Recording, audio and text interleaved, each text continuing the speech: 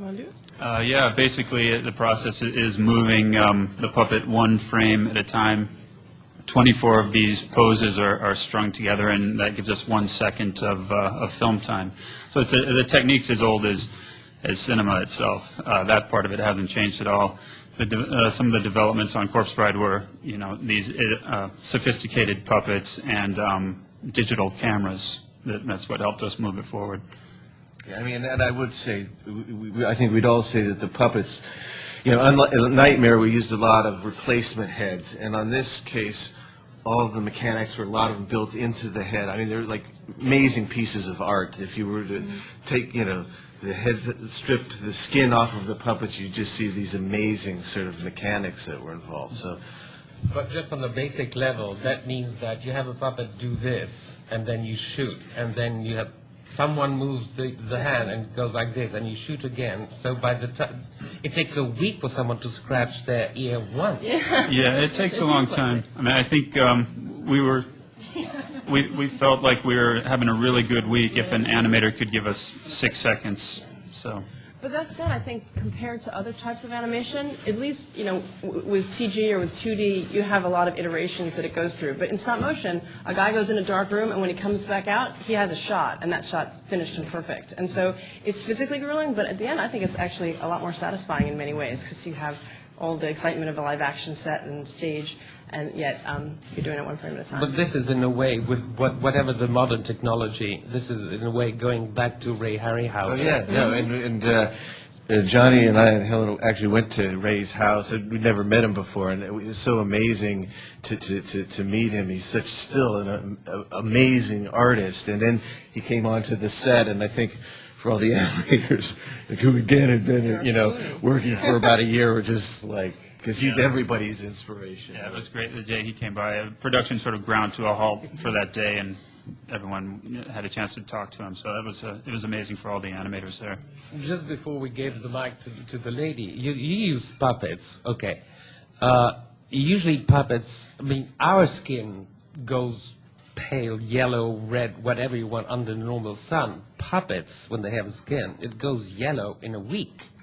Well, it was sort of sad when we went to Ray's house and saw nothing really lasted. I mean, it's unfortunate because those works of art really, he barely had anything left from his past work. I mean, they don't really last very long, unfortunately. But we had about 14 different Corpse Brides and 14 different Victor puppets, and they were constantly being refurbished and changed out. So it was 35 sets going simultaneously, and Victor and the Corpse Bride were pretty much working. The puppet hospital was in full. It was very full. A lot of triage. I have to add one thing. We'll all be on eBay next week.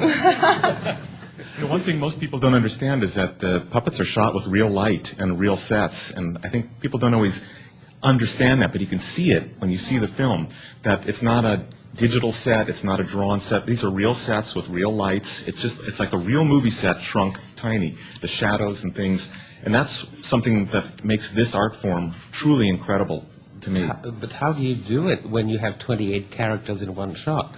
Well, it takes a lot of... That's why they're so clever. Very slowly. Silly me. But the fact is, I think people also have a misconception about somebody mentioned earlier it's a dying art or the, computers. This movie probably cost, I'd say, about 2/3 less than most. I mean, it's a fairly low-budget movie in terms of animated films. I mean, it really, at least 2/3 less than any other type of animated film. And you can see a difference in the way it looks. It looks so much different than digital. There's an organic something that comes through. Yeah, I think it's sort of more like to do with soul, though. It's something that it's definitely got a human connection. And to me, watching the animators, it was like a mixture between sculpting and dance. It was a really different art form, completely different from, that's why you try to pick the right story with the right medium. And that's why this medium felt right for this story. There's something you can't even put it into words. There's something very emotional about the medium itself. And that, with the story, felt just, for me anyway, made this story feel much more emotional. Ma'am? Mila Kanev makes to the equation for Johnny. Johnny, you seems to have a terrific rapport with the kids, and you seems like enjoying really very much working with them.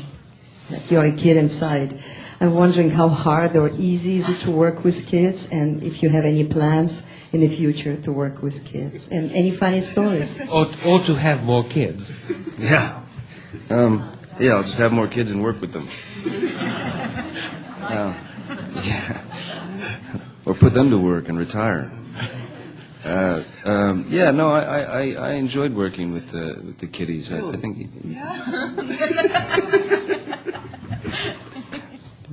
The sets were fantastic. Freddie Highmore really is an absolute treat. I mean, on Charlie, he was an absolute treat to work with, and as on Finding Neverland. And then Tim. It was your question. No, cast them. No, they were all very good kids. What? They were all very good kids. They were in school. Question over there. Most of them were great. Hi. Sometimes. Hi, Tim. I know animation is your first love. What kind of group, like how large was your group of animators that you worked with, and how hands-on were you? Well, I try not to touch the animators too much because they don't really like that when I do that. But I mean, it sort of fluctuated a bit, didn't it? I mean, the core key animators, what we had about 12. Yeah, there's a team of about 12, and sometimes it would fluctuate up to 20 or so. Yes. So, yeah, and actually some people kind of, because it's not a lot of people really do it, so it was like on Nightmare, there were some people that really never had done it, but then started to get good at it, so by the end of it, they, actually became, good animators. Did you touch them then? Well, once the puppets get the hang of it, don't they just start moving themselves? Yeah. they get the part down.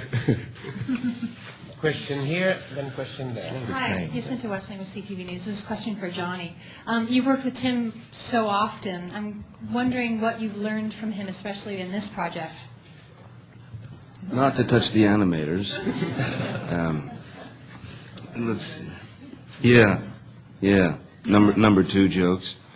Each time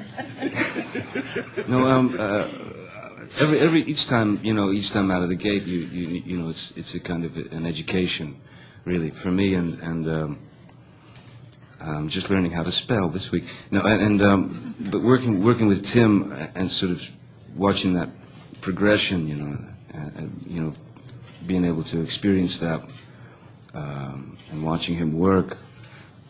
It's amazing because what's most inspiring is his drive, but also his inability to compromise his vision. It really gives you strength, and the atmosphere that he creates for actors, and I would imagine puppets, is so incredible. Because, like, for me, it's sort of like. And I'm sure for these guys too, it's like being home, So it's a place like home where you can take a risk and not worry that you've gone too far. There's always someone to rein you back in. And, so yeah, I mean, I've learned a tremendous amount of things from Tim. Johnny, could you tell us a little bit about the farewell, that sort of explosive farewell to Hunter Thompson? I understand you had a part in organizing it. Just tell us about the experience. Yeah. Well, Hunter's wishes were laid out perfectly, exactly in the way that he wanted them to the letter. He got what he wanted in terms of his farewell. So everybody was very, very pleased. Obviously very emotional. Yeah, very special moment to have experienced, your last moment with Hunter to some degree,